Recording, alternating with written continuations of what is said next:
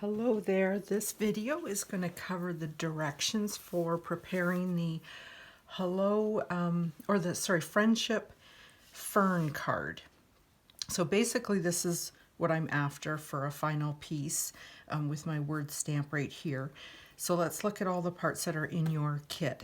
You should have some twine and some faceted gems that are, I chose these because they're really muted, and I was trying to keep this a little more masculine. You'll have 3 die cut ferns. I die cut those in advance for you, and they come from the Tropical Chic bundle set that is discontinued. So it was on the retired list. Pretty set.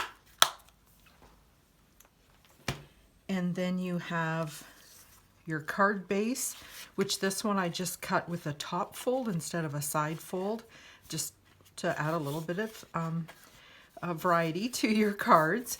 And then I prepared a embossed craft piece for you, and you could, you know, any embossing would work for this. This one again is the basket weave embossing folder that has retired, but there's lots of great embossing folders that would work nice for this. And then you've got 2 pieces of one DSP piece and 1 piece of the craft cardstock that we can use for a word panel. So let's get started. I want to do the card after we've assembled the word panel on here, because I cut it a little extra long just to make sure you had enough. Sometimes it's funny when you put cardstock through embossing folders, sometimes they get a little bit smaller, and anyway, I just wanted to make sure you had enough. So let's go ahead and prepare the word panel first. Now you'll have to use a stamp that you have in your stash, and any dark ink would work really well. I'm using Early Espresso for this one, and I'm going to utilize the Stamparatus. And the reason is because I really wanted this thin word panel. I just liked the way it looked, and the word stamp that I've chosen is a bit of a snug fit. And I also want it to be very clear, the stamped image. So I'm going to stamp it a couple of times, and the only way really to do that without making a mess is to use the Stamparatus. So I've started with a clean piece of grid paper, and I'm going to place this down in what I think is a straight, by using the grid paper, keep it straight. And then I'm going to put each of the metal magnetic bars on each end, and I'm going to line it up right at the end so that I know what's left in the middle is equal. Be really careful. These magnetic bars are super strong, so keep them away from each other. If they touch each other, they probably might crack. So again, I'm just going to line that up along the edge just so I know that what's in this middle is equal. And then I'm going to take my word stamp. In this one, I've gone back to the Timeless Tropical set. Again, this one was from the last catalog, but it has carried over, so it's available. And there's that beautiful script that I love. So I chose this one, Our Friendship is Timeless. I just really like that. I thought that was really pretty. And so I'm going to just center this as best I can on this piece, trying to make sure that the word isn't going off the edges, and then I'm going to pick it up with my Stamparatus. Okay. Now I'm going to ink it up really well. And even if you miss a little bit, the beauty of the Stamparatus is we can go over it more than once. So there it is. That looks, I'm really happy with that. And so now I'm going to go and get more ink, because as I mentioned, I want this to be really bold. I want the ink color to really stand out.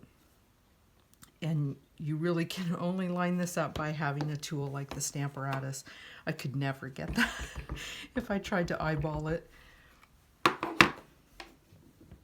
do that just one more time. I probably didn't need the third one, but I went for it anyway. So just really, really pretty I pull these away, and I've got what I think is a pretty nice stamped image. I'm going to put that aside so I can clean it later. And now I'm done with the Stamparatus. All right. Oh, I'm also done with my ink, so let's get that out of the way before I put my arm in it. All right, so let's put this piece together. I'm going to, and I'm pretty happy. It might have just a little extra on this side, but overall it's pretty centered. Pretty happy with that. So I'm going to just go ahead and glue this down to this designer series paper piece. This is, I can't remember the name of what this one was from, but this is a retired set, and I die cut one of the ferns from the exact same paper so that we have the coordination that I really like. So I'm going to just line this up, center it on that piece. There we go. And then I'm gonna, no, I'm not gonna pop anything up on this one. Should I pop it up? No, I'll go straight down flat with this one. And again, I'm gonna just center it. I might go just a touch this way because I think there's a little bit extra there.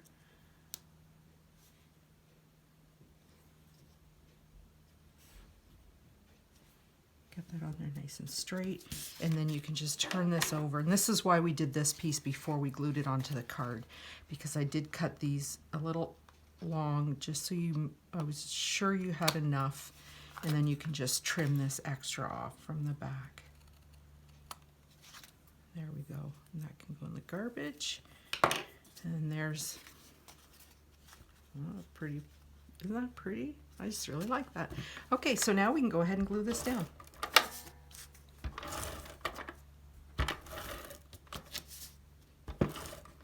Put an extra piece through the center.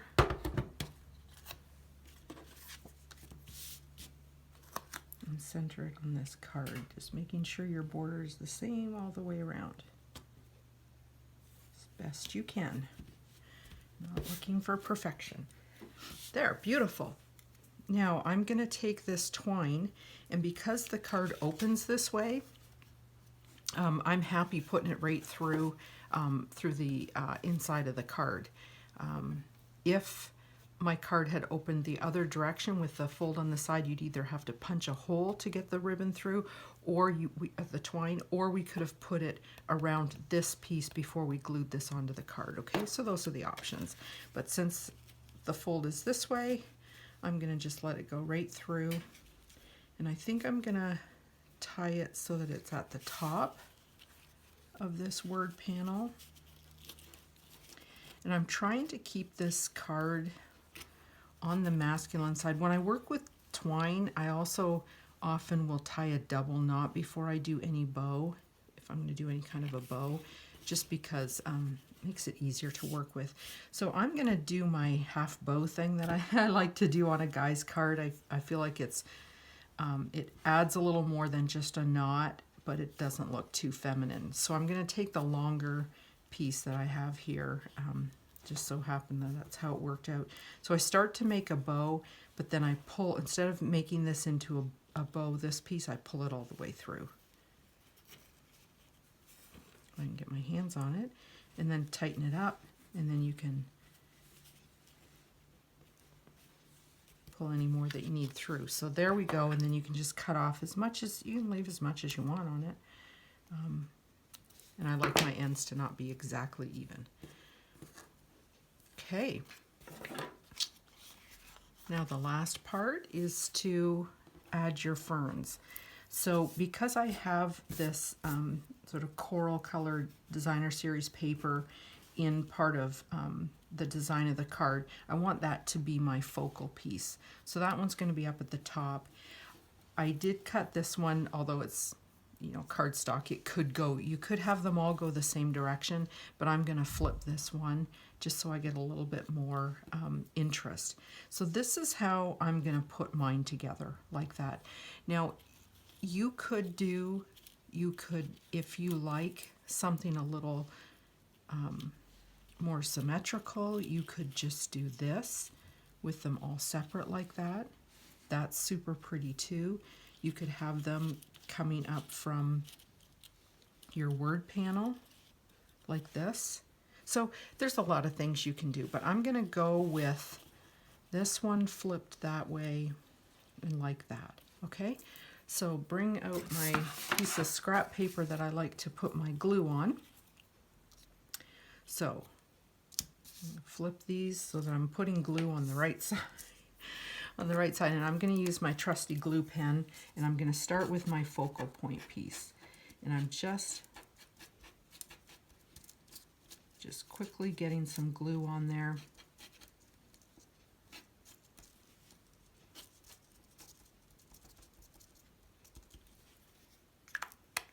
And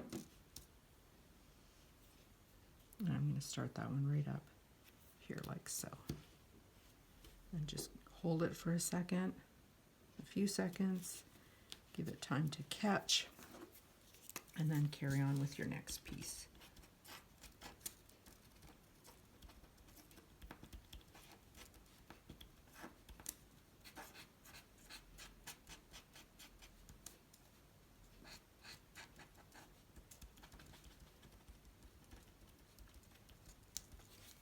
All right.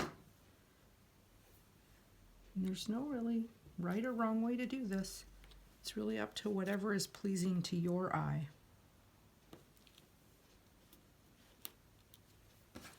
And then my last one, the teal colored one.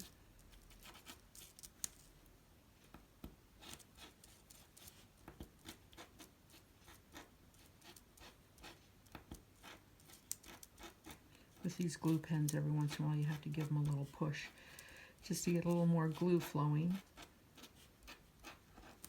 If you see me doing that, that's what I'm doing. Put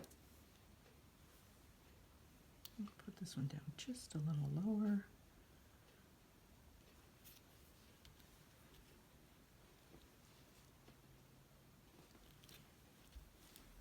All right, there you go.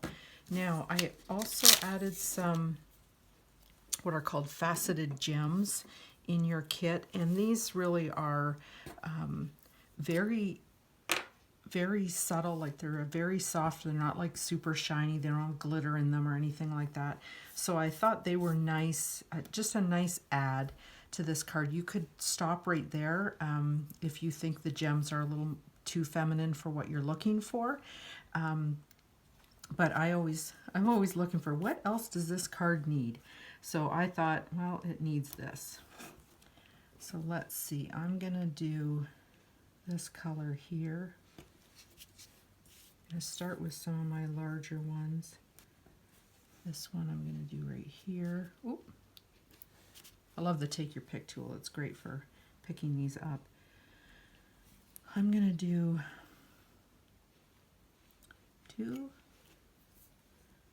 small ones here, one of the black ones with this.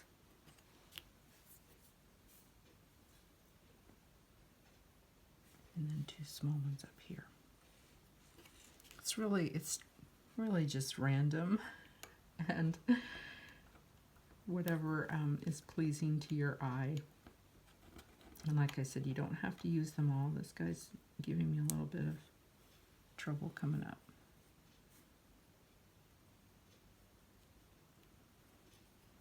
How about right there? Okay.